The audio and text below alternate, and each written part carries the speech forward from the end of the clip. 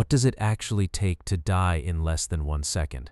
Not a slow fade in a hospital bed, not a lingering injury that takes weeks to claim a life, but a single, split-second mistake that nobody sees coming until it is already too late to change anything. A marshal sprinting across a live circuit to save a friend who was never really in danger. A legend chasing one more flying lap before he could finally rest. A two-time champion betting everything on a $5 million jackpot he was never supposed to have a shot at. And an engine that turns 300 miles an hour into a fireball with absolutely no warning at all. These are 4 of the most disturbing instant deaths in the history of motorsport, and every single one of them comes down to one mistake, one moment, one decision that could never, ever be taken back. Stick around until the very end, because the last story on this list is the one that still shapes how modern racing is built to protect the people inside it. But before we go any further, understand something important about every single name you are about to hear.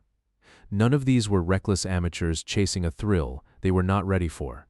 They were some of the most skilled, most disciplined human beings ever to sit behind a wheel.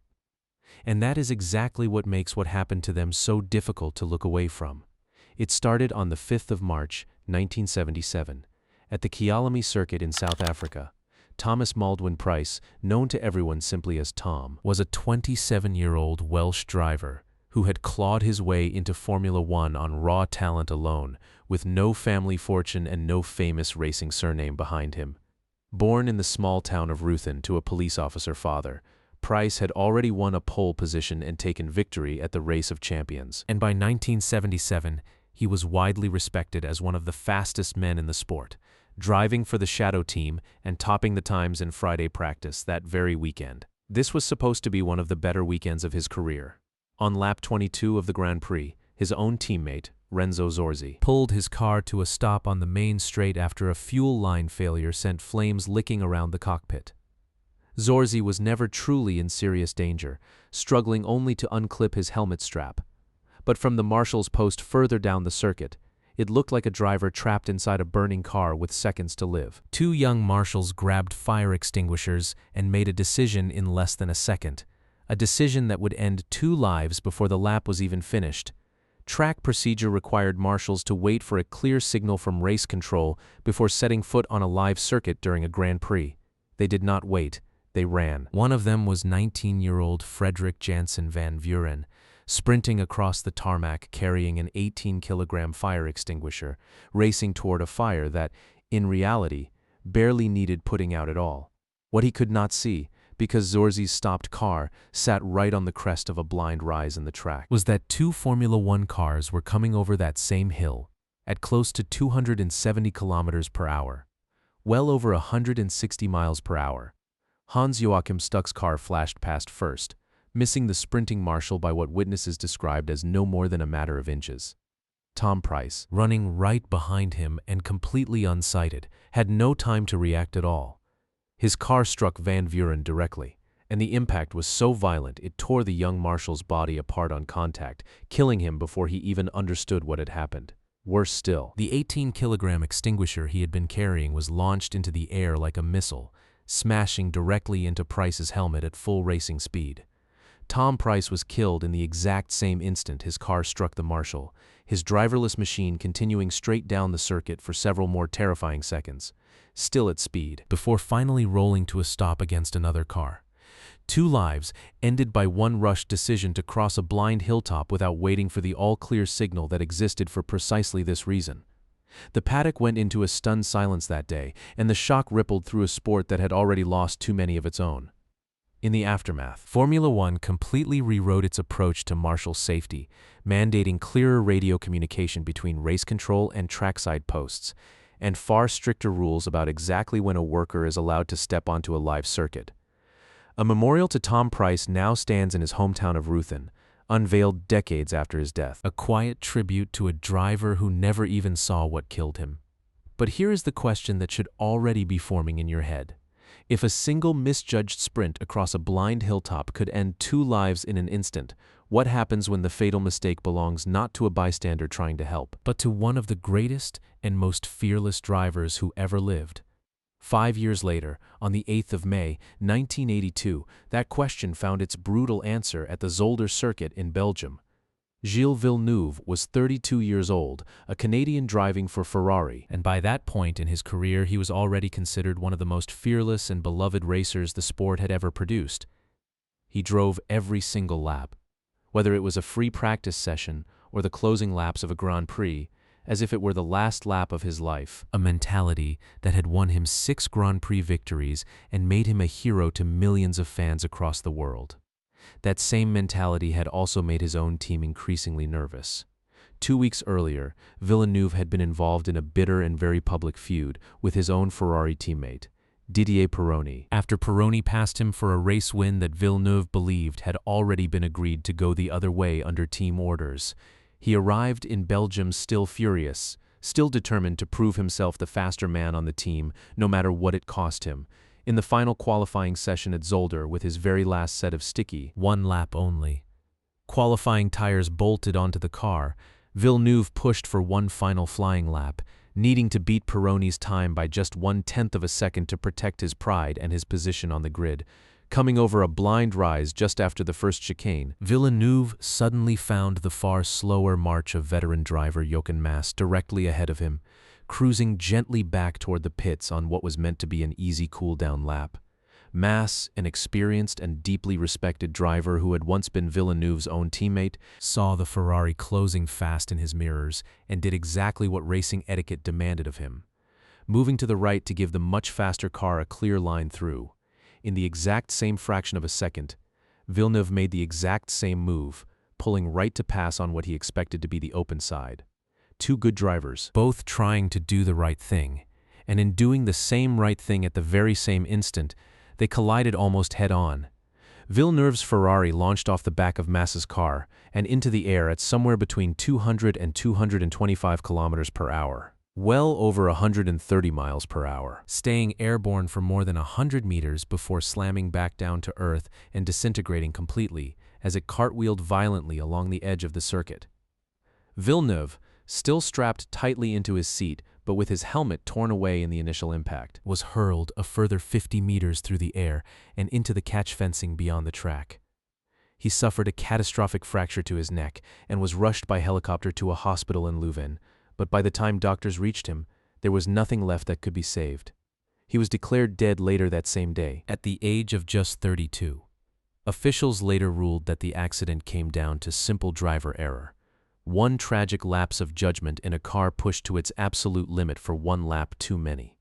Jochen Mass himself never fully recovered from what happened that afternoon, walking away from Formula One entirely just 2 months later, unable to shake the thought of what Villeneuve's young children would now grow up without. One of the most talented drivers on the planet, killed not by a mechanical failure or a flaw in the track, but by a single half-second misjudgment made while chasing a 1/10 of a second that, in the end, never mattered at all. Now, if you think a Formula One car cartwheeling through the air at over 100 miles an hour is the most violent thing you are going to hear about today, you might want to brace yourself for what comes next, because the fastest crash on this entire list did not happen in an open-wheel car at all. It happened in an almost perfectly straight line, in under 5 seconds, at nearly 300 miles an hour.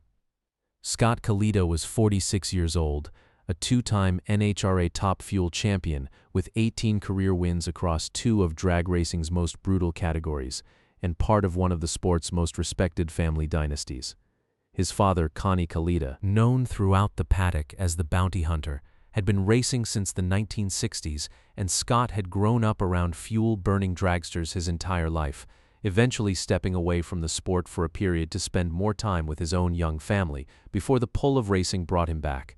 On the 21st of June, 2008, Kalitta returned to Old Bridge Township Raceway Park in Englishtown, New Jersey, the very same track where he had made his professional debut all the way back in 1982.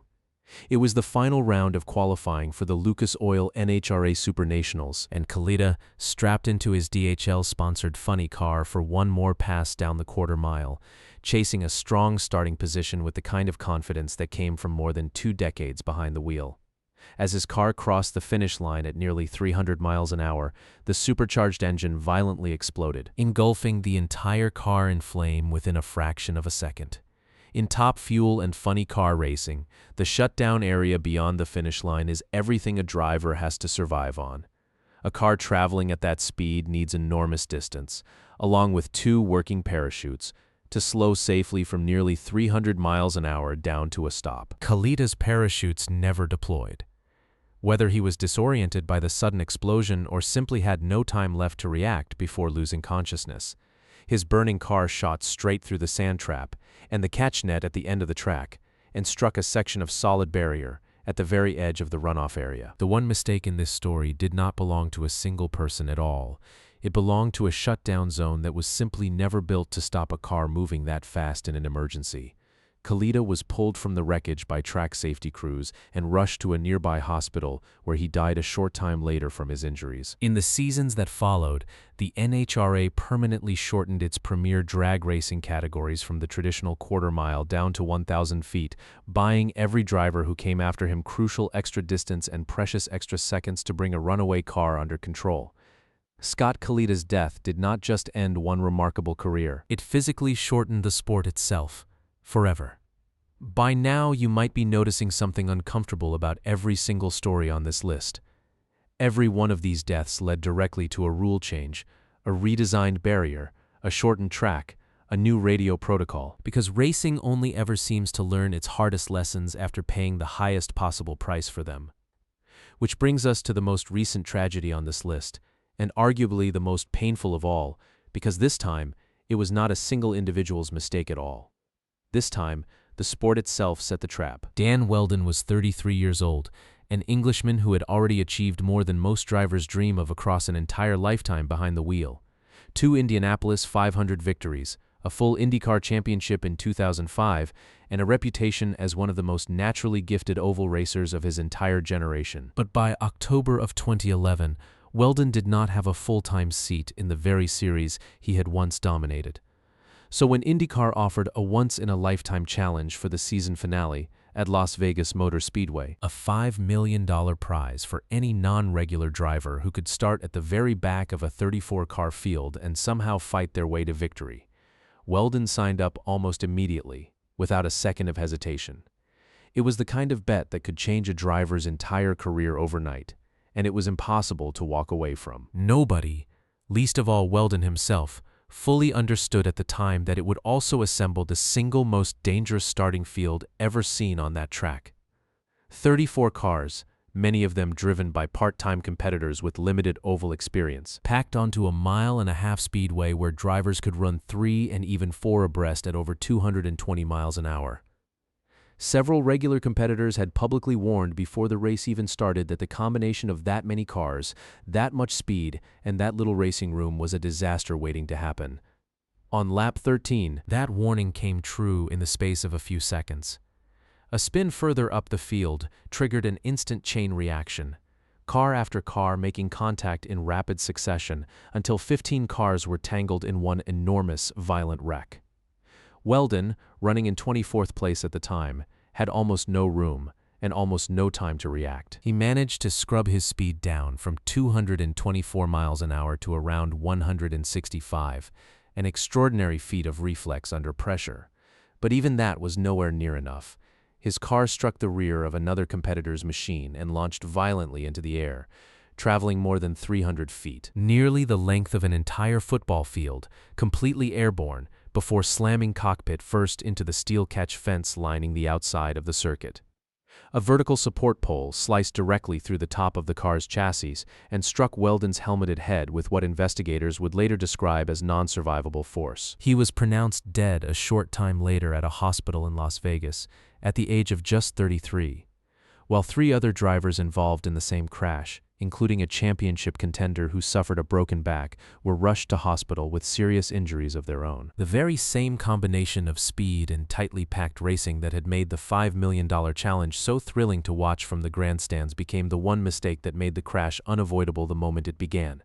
IndyCar never returned to that speedway again, and the sport's next-generation race car, engineered specifically with far stronger cockpit and driver head protection, was named in Wheldon's honor. 4 different decades. 4 completely different disciplines: open-wheel racing, Formula One qualifying, drag strips, oval superspeedways, And yet every single story on this list ends the exact same way, with one mistake, made in less than a single second, by people who had spent their entire lives training to avoid exactly this outcome. A marshal who did not wait for a signal, a champion who pushed for one lap too many, a shutdown zone that was simply too short, a field that was simply too fast for its own prize money. Racing has never been able to remove risk completely, no matter how many barriers get rebuilt or how many rules get rewritten after the fact, one tragedy at a time. So here is the question worth sitting with long after this video ends. If the very best drivers and officials in the world, the most trained and most experienced people in their entire sport, can still lose everything to a single split-second decision they never even saw coming, how much of what happens on any given lap is really ever within anyone's control at all?